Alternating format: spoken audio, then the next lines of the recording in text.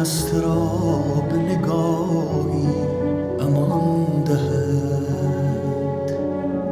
در زلف شب گره بزنان زلف مست را، شاید شبم به سوی تو راهی نشان دهد.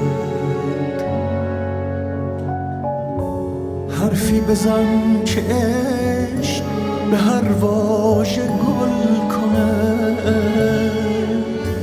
ما را نصیب دیگری از این زمانه نیست.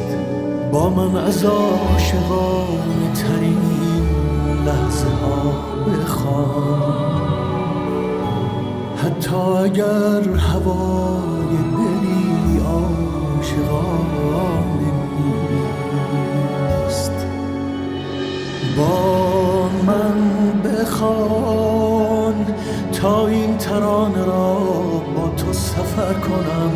با من بخوان تا در هوای تو شب را سحر کنم.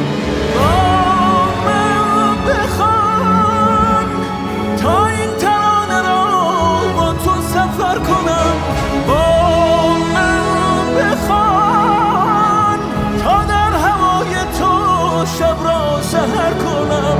با من بخوان.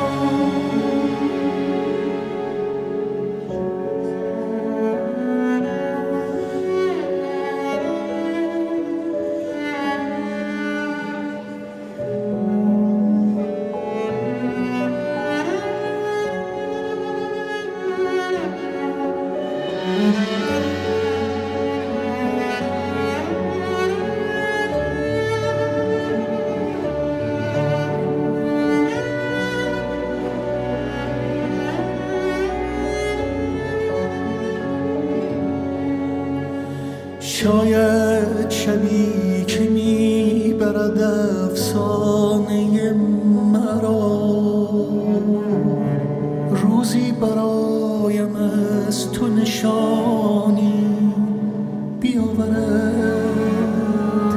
شاید همین ترانه که بر دوش باد رفت، در جان خسته تاب و توانی بیاورد. با من بخوان تا این ترانه را با تو سفر کنم. با من بخوان تا در هوای تو شب را سحر کنم. با من